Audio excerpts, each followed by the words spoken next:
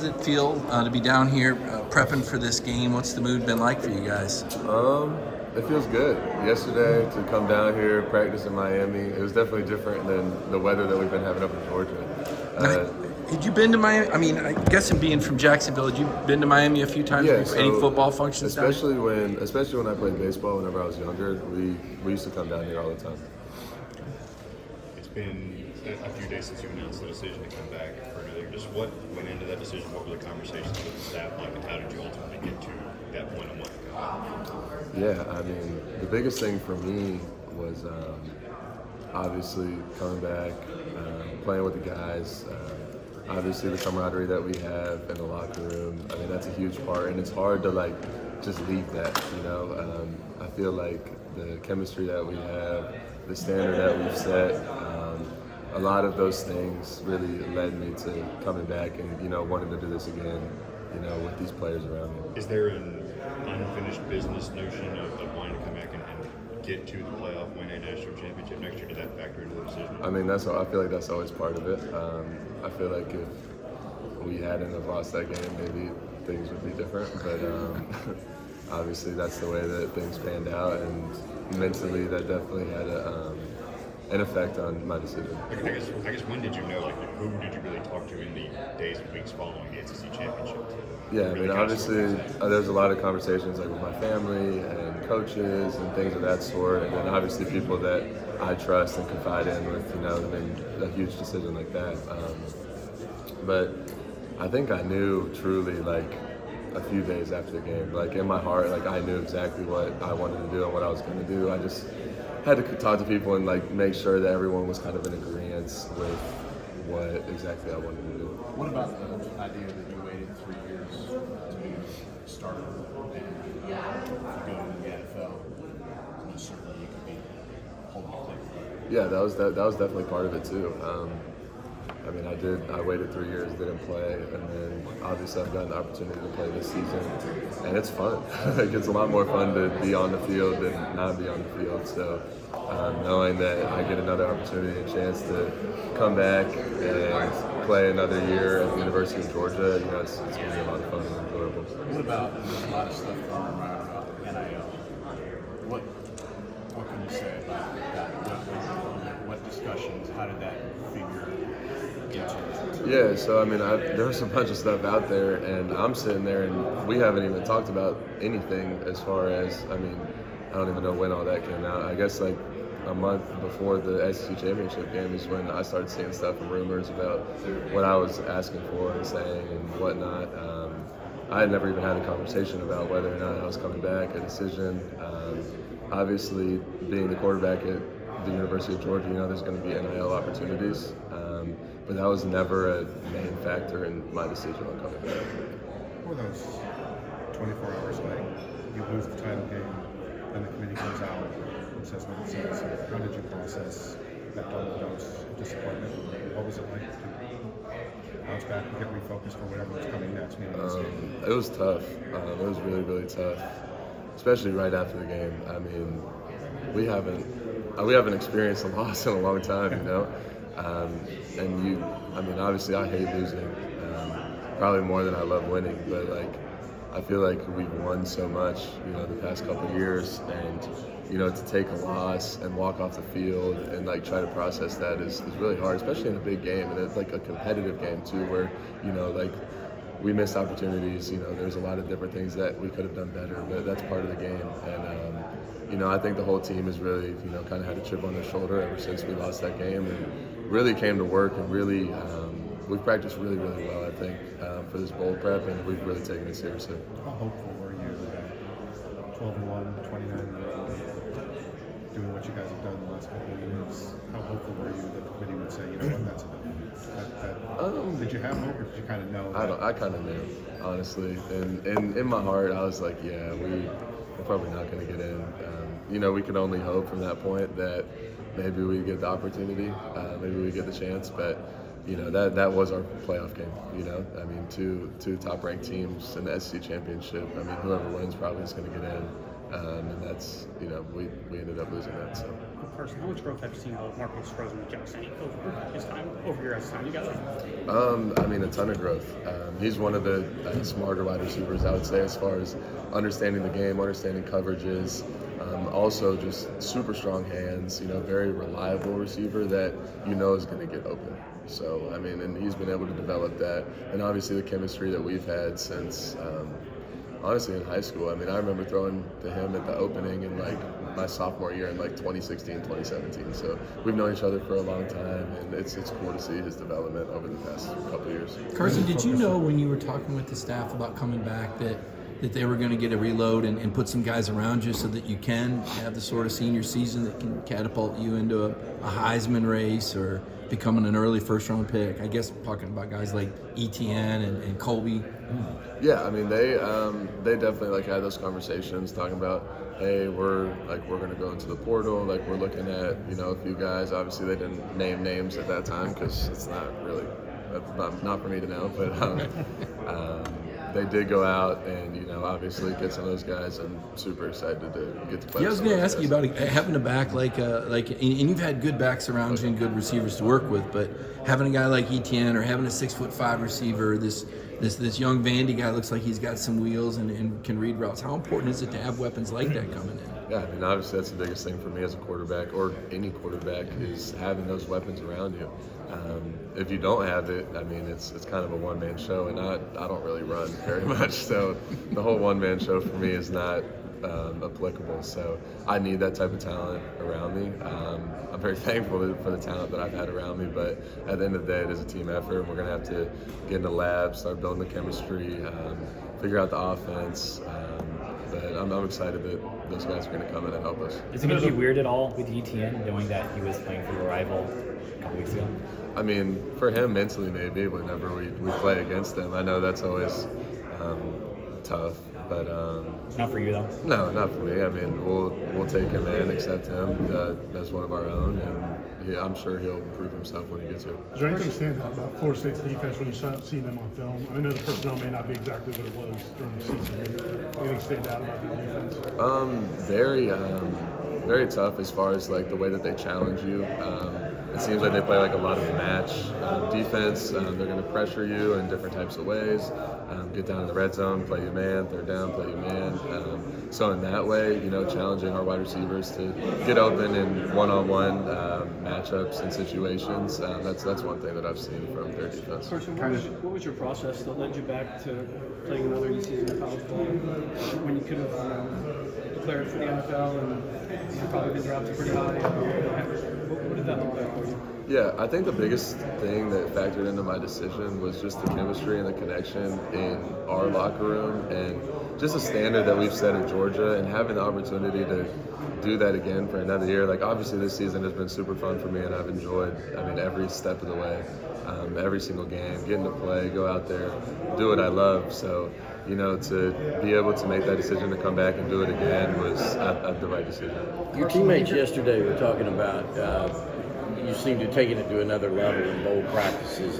And do you think that had anything to do with kind of getting your decision out there and behind you? And I guess, do you agree with that assessment? I mean, do you feel loose and focused and accurate? Yeah, I think that's part of it. Yeah. I definitely think it was something that was heavy on my mind immediately after the game. But now that it's in the past, people aren't really talking about it. It's not something that I have to think about. I can just lock in and focus on this game, our plan, and going out there and just trying to execute at the highest level. Right. How do you view your season? Obviously, for a first-year starter, it's hard to find too much fault with the numbers you put up and the production. But I'm sure you are a tough critic. And where do you see your game for next season? Where do you want to take it? Yeah, I mean, I felt like this season was okay. I did some good things, I did some bad things, but you're right. I am super high on myself. I set really high expectations. But definitely could have done a whole lot better. There were so many opportunities left out on the field, so many decisions where it's I go back and watch on film, I'm I've done that 1,000 times, and how could I possibly mess that up, So just really coming back and being super tough on myself as we go into next year. Obviously finish out this year strong, but going into next year being super critical of myself and really honing in on the areas that I need to improve on. Carson, I think I was second in the country in third down conversion rate. As a quarterback, what was the key to y'all's success this year on third down? The biggest thing is the preparation part for me. Obviously, third down is the toughest down, especially when you're getting into third and 8, 9, 10, plus. I mean, it's really favorable for the defense, and there's obviously, they set up different packages, they put in different players to blitz the crap out of you, run crazy coverages, try to trick you, but the preparation that we put in, and we put a lot of emphasis actually on Wednesdays, like third downs, and now we'll do them on Thursdays too, so today's practice we'll do a lot of third downs, but getting like almost every single look that we think that could come. Obviously, defenses put in different packages for different offenses, the same that we do for different defenses, but the preparation, then obviously the guys that we have and the knowledge that they have to be able to run certain routes against certain coverages, that's a huge part. But we do have one more game to try to, be first in the country. So Kirby mentioned all year how he kind of felt like you were the same guy from week 1 to week 12. We kept asking about areas of improvement, and he said it seemed like the same guy. Did you feel like you improved at all this year? Was there ever a moment that it kind of clicked as a first-year starter? I think as far as the skills and that stuff, it was always there. But I feel like if you watch the film, it doesn't look like the same person throughout the year. You can tell the confidence, kind of just the aura that I started to build over each game. Because week 1 Carson and week 11 Carson were not the same quarterback at all.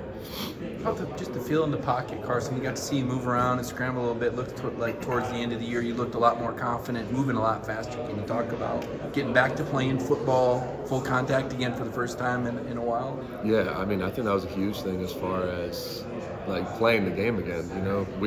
Week 1, 2, I'm okay, when do I take off? When do I not? When do I take a sack? When do I throw the ball away? Because in practice, I'm not getting hit. So half the time, I'm just sitting in the pocket trying to work on progressions, reads. I might slide over to the left or right every now and then. But as you continue to play week to week and start feeling the pressure, know okay, there's the gap. I'm going to take off. It's just a feel thing at that point. You talk about week 1 Carson and week 11 Carson being completely different.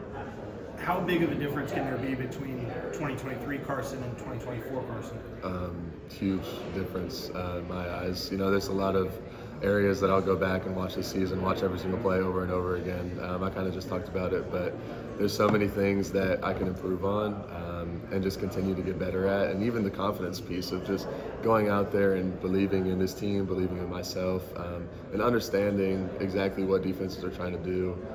But I think that there can be a huge improvement from year to year. Did you and your inner circle come up with a number in NIL that you wanted the collective or the Georgia side of it to meet? Yeah, so we, I actually talked about this earlier. No, you're good. I didn't really talk about it, but a little bit. What I was saying is, there was a lot of numbers thrown around, before that. I want to say it was a month before the SC Championship game or so. And I'm sitting there and I'm seeing it on Twitter, and Coach Smart's where is this coming from? Where I'm we haven't even talked about it. I haven't even said anything. We haven't even talked about the decision.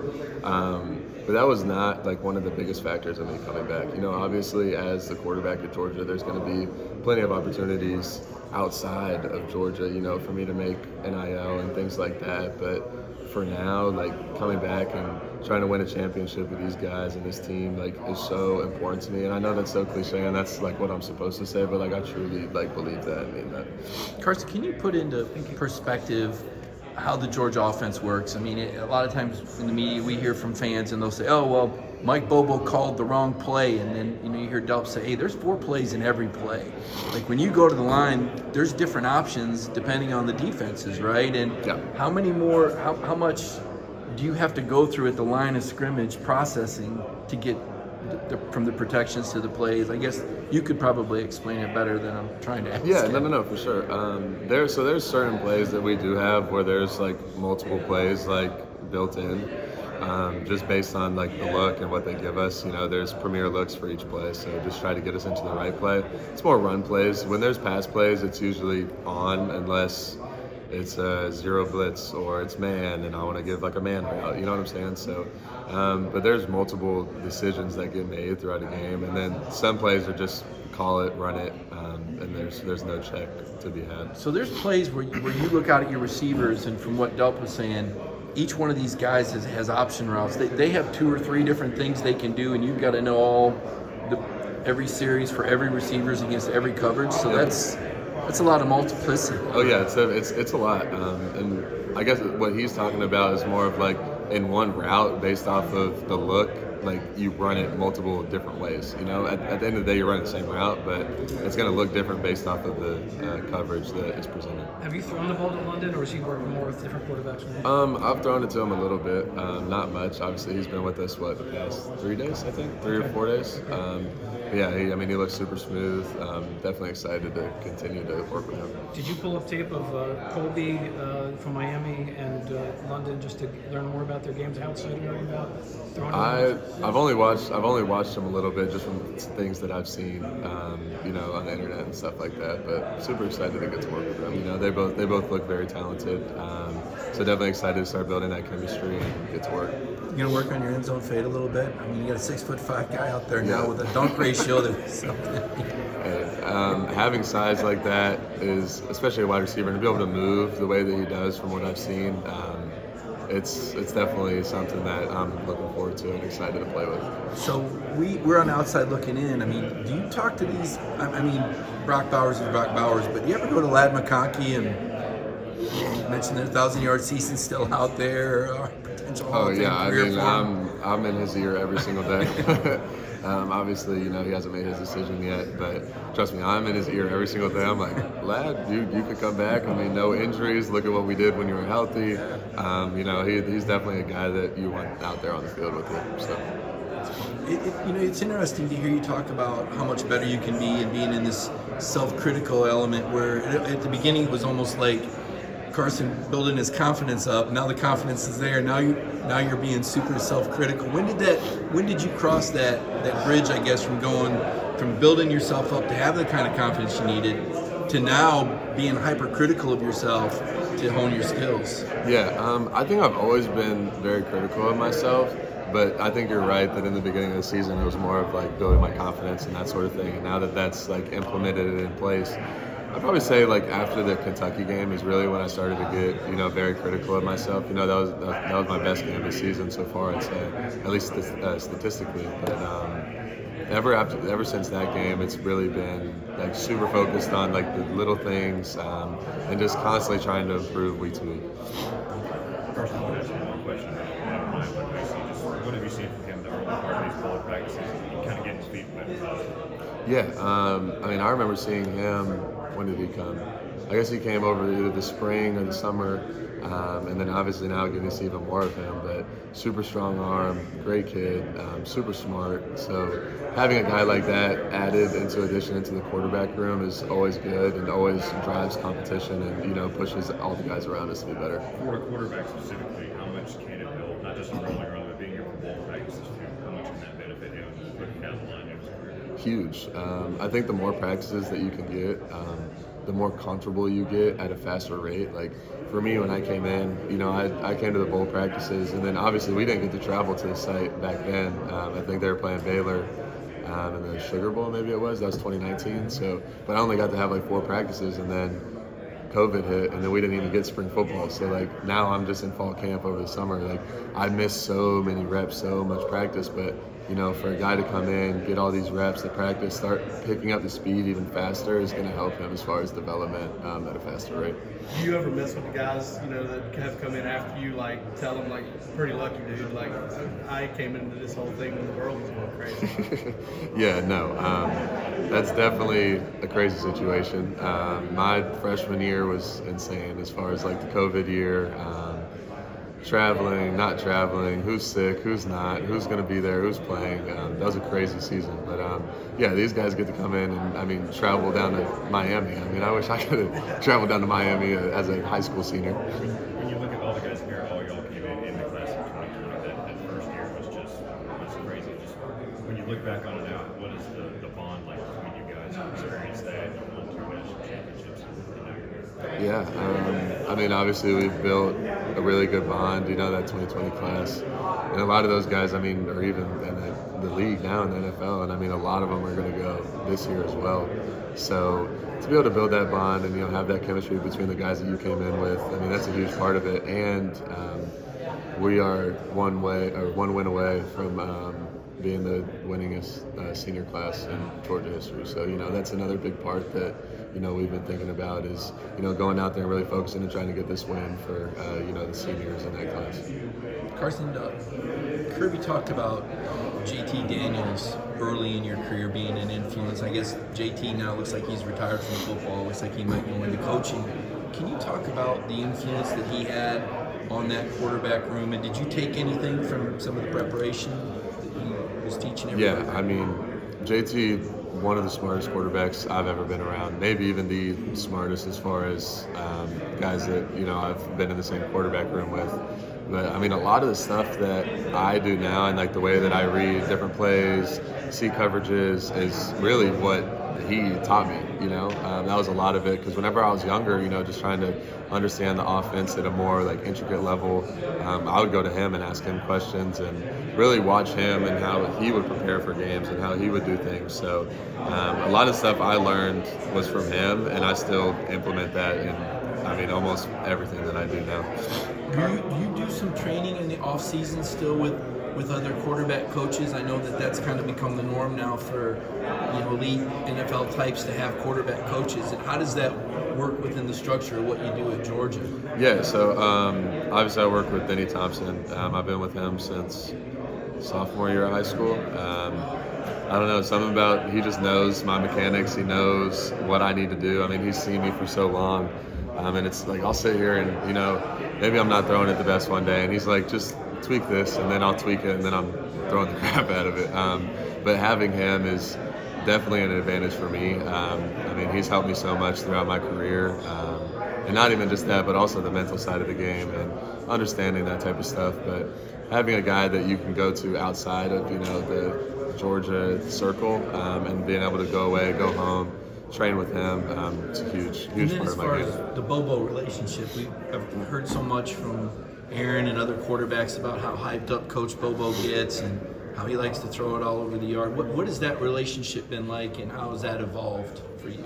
Yeah, I mean, obviously he was here last year as well, not with the quarterbacks, but we didn't really have a relationship at all because he was with the tight end. So then moving over to the offensive coordinator, coaching the quarterbacks, that relationship has only continued to build. I feel like the trust has been earned both ways. And obviously I'm super excited to finish out the season strong with him and then come into next year, you know, already having that relationship built. How do you think he did as coordinator? I mean, he get himself out the fall with Lunkin leading you guys a couple national titles. I mean, I think he's done a great job up to this point. You know, I think a lot of people give him hate and criticism, and I just don't think that it's fair. You know, the statistics that we've put up as an offense and, you know, the way that he's been able to call plays and be explosive this year and really utilize the guys that we've had on offense. I think he's done a great job, and I think that that's only going to improve as we continue this. Bringing in talented players that are going to help the program, I'm all for it. So, you know, seeing some of the guys that are going to come in and be able to help us next year, I'm definitely excited to get to work with them and start building that culture. So, London's out here with you guys. I know it's early, but what have you seen just as he's sort of getting set up? Yeah, you know, he's been here for 3-4 days, I think, with us. So obviously I haven't gotten to throw him much because, you know, we're not going to implement him into the ones because he can't play. But, you know, getting to throw on the side during like special teams period and things like that seems very smooth, very, fast as hell too. But definitely excited to, you know, get to work with him and start building that connection. How did having a tight end like Brock, a player like Brock, sort of help you in your first year as a starter, knowing you've got one of the best players, not just in the SEC, but in the country as well on your team? Yeah, we try to get him the ball as much as possible throughout the season. Obviously, him being injured was tough for us and tough for him as well. You know, but he's such a hard worker. For him to even come back from that injury so fast, you know, be able to help us at the way that he did. It's always nice to have a player like that on your team, and there aren't many guys quite like him. So. Carson, I'm sure there were so many reasons you just decided to ultimately come back next year. What was the biggest reason?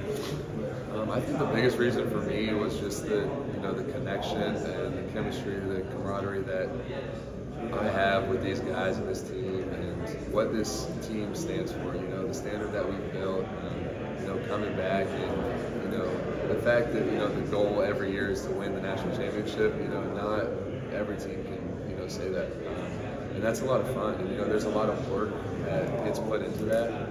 There's a lot of grinding that gets put into that. A lot of long days, but when you can find love and joy in that process, and really understand that you're never going to get these years back of your life. It really led to me saying, let's do it. Talked about the portal, but are you now the poster boy for not leaving? I mean, how tough was it? How close did you come to maybe dipping that ass? Yeah, I mean, it was always tough, and obviously it crossed my mind at times. It's not easy to sit there and not play. Doing the same thing that the guys that are playing are doing, just waking up, coming to practice, working out, doing all these things that we do. It's not easy at the University of Georgia. That's how we like it. But to sit all these years and then finally have the opportunity to play, that also probably factored into my decision a little bit. I sat here for 3 years and didn't play. Why would I not come back and take advantage of another opportunity to play on such a great team? What kind of relationship do you have with Ryan Burgess? Yeah, I think we've built a great relationship. It started over the summer, so I hosted him whenever he came and visited. So I've gotten to get to know him a little bit better. Super strong arm, great person as well.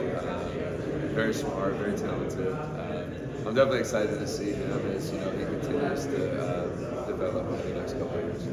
What did you learn about yourself this year, your first time as a starter, and seeing that you could go out there and do it and prove it to yourself? Yeah, I mean, obviously it was great to prove to myself that I can go out there and compete at a high level in the SEC. But the other thing I learned is that I can do so much better. There's so many things that I can improve on in different areas that I can be better in. So I'm definitely excited, to try to finish this season strong and then start honing in on the areas that I can be better in, going into next year. Cedric Van Pran, he's a guy, I think he's starting his 44th game on Saturday. If it's his final one here at Georgia, just how much did he mean to this program with all that he's brought to this team? Yeah, I mean, he's meant everything to this program, meant everything to me as well. The relationship that we've built over the past 4 years has been definitely something special, and definitely something special to me. Obviously, to lose a guy like that, it's always hard. Just how smart he is, the leadership that he brings to our team. It's definitely someone's definitely gonna have to step up and fill that role, which isn't gonna be easy. He's been everything to this university, and obviously, he's given us one too. So. And then Dylan Bell's a guy very versatile, played a lot of different roles for you guys this year. How did you sort of see him develop as a playmaker for you guys over the course of the season? I still remember the first day that he got here over the summer 2 years ago, and he was out there making plays, and I was like, who is this guy? So for him to continue to develop and kind of step into a bigger role where we have to rely on him to make plays, it's definitely been something special. And I think as the years continue to go, he's only going to continue to step into that role even more. How'd your relationship grow and change and evolve over the course of the season with Mike Bobo as you sort of guys settled into a rhythm and have a better idea of what works and what doesn't for you? Yeah, I mean, our relationship has obviously continued to grow, and it's going to forever grow. I definitely think the trust is there, absolutely, between the both of us. Obviously, this is his first year as offensive coordinator, my first year as a quarterback, so just trying to learn the things that he likes, and then obviously him learning the things that I like. It's a team effort between the two of us. I'm essentially an extension of him on the field, so having trust in him and faith in what he's doing in the game plan, it's definitely something that we've been able to build throughout the season. Awesome. Thanks, Carson. Yes, sir.